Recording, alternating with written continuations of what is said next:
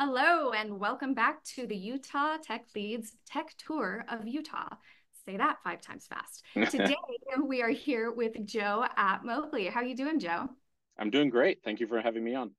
Thanks for joining us. So tell us a little bit about yourself and how you ended up at Mobly. Yeah, so I've been around the Utah tech scene for some time. This is startup number five for me, so I've done a bunch of them. I'm very excited about what we're doing here, but I've largely been, in charge of the technology teams, co-founded a couple of stuff, do a bunch of advisor and other stuff. So been around for a while in the Utah tech scene. Fantastic. So tell me everything about Mobly. Like, what does it actually do? I've obviously seen the website like a normal human being, but tell us like how it's used and the things that excite you, especially as a CTO.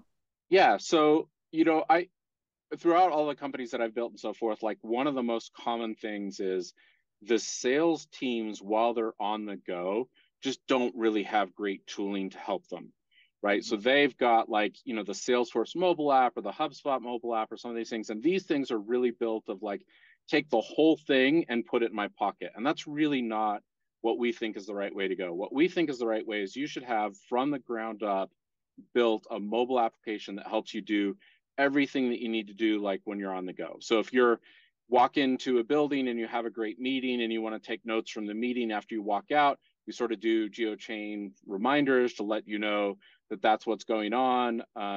If you meet someone randomly at like a pub or somewhere and you're like, oh, I want to follow up, you can sort of book appointments from the app and other stuff. So it's anything that you would love to be able to do that is hard to do if you don't have your laptop in front of you. That's really the grand vision for Mobly. Where we're starting is with conferences.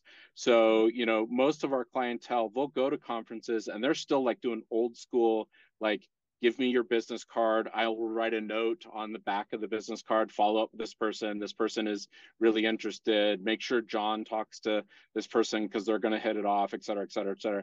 And then they go back. Like actually the very first day we went and sort of demoed our software, we all flew back from a conference, and that's what everyone next to us was doing, was working their stack of business cards and just in front of their computer as they're typing back. And so we feel like that problem is just, it's really not solved, which is, it seems weird. It is still 2024 and there's just not great tech to help people on the go. So that's what we're doing.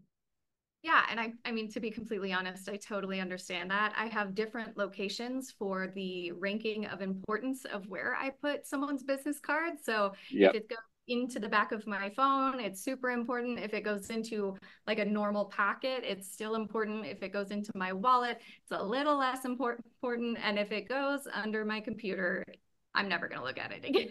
So it is one of those Exactly.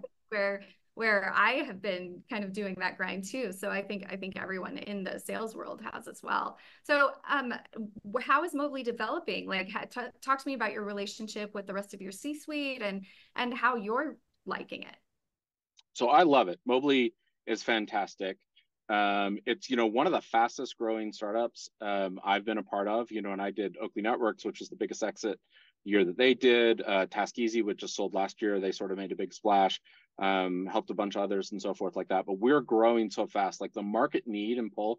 Once we finally describe, like, hey, you can take a phone to a conference and walk home and already have the 200 leads being worked on by your automation software, they're like, whoa, whoa, whoa, how's this not been a thing? And so the market pull has just been astronomical, and it's been a lot of fun doing with it. The rest of the C-suite, so we have Zach Barney, who's been, he was at Nearmap for a while. He's got a bunch of other companies he's been at. He sold into the auto industry for quite some time. He's sort of the brainchild. He's the one who was building sales teams to go out to events, to go into the field, and then coming back and going like, well, what happened? And they're like, well, I don't know. They explain it. And it's like, no, I need data. I need Salesforce. I need HubSpot to represent what I actually did so I can be action on it. So he's the brainchild of it. And so for CEO, Chris Jenkins and I met each other 10 years ago when he was doing product CTO and I was doing CTO at Task Easy. And we've sort of just been kept in contact for a long time. And so the two of them are long best friends. They're sort of the co-founders. I'm supporting them in the technology role. But the C-suite is just, it's a lot of fun. It's a bunch of experienced entrepreneurs who are all excited about really helping customers solve the problem than, write $1 billion check into our pocket. Because these, you probably know SaaS is struggling. A lot of these large companies, sales is struggling.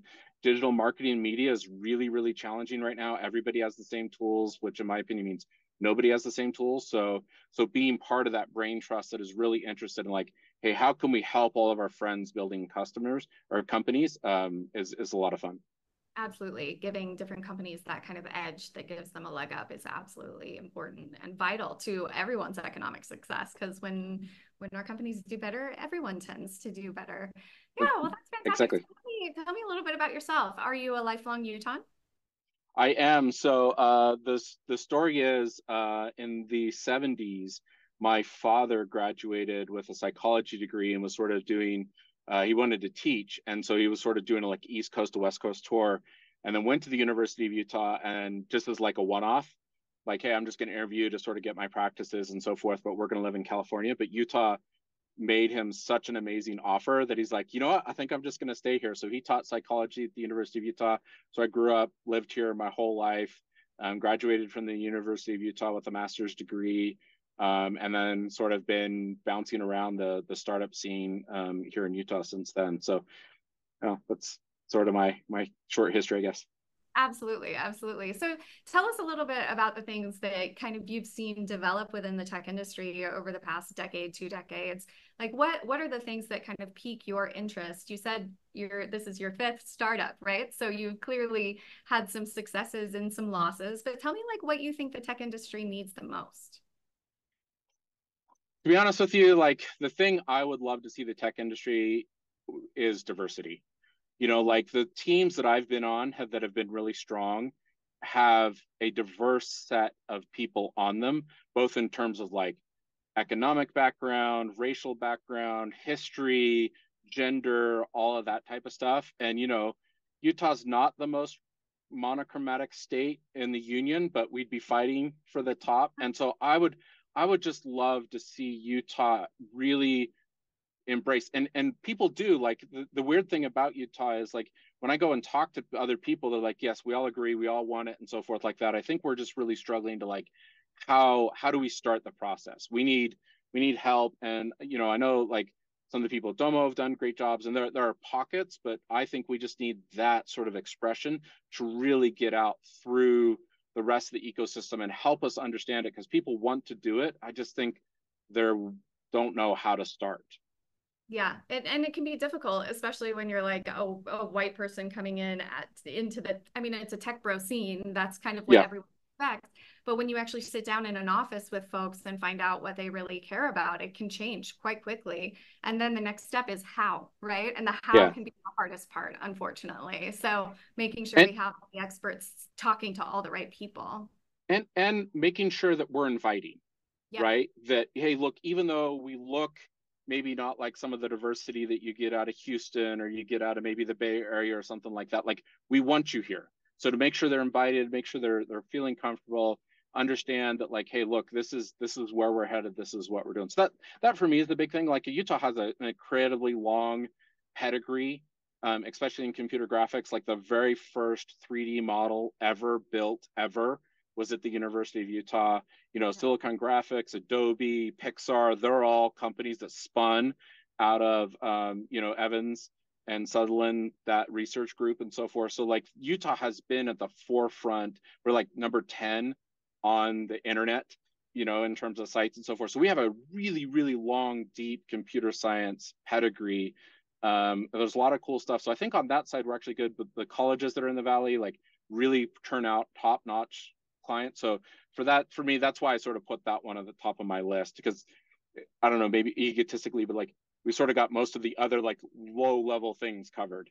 Yeah, absolutely. There's this great presentation that a professor from BYU gave, I think it was over a year ago now, at one of our events, and it was talking about the hiring rate in the tech industry. So you have a bunch of computer science graduates, and you might have like a chunk of them that would be considered from diverse different populations than the norm for Utah, but we're hiring slower that group of people than we Yep. are, and so like how to make that change and how to like be intentional about it without being discriminatory, and like, yeah, finding that happy middle where we can all be successful, I think is incredibly important.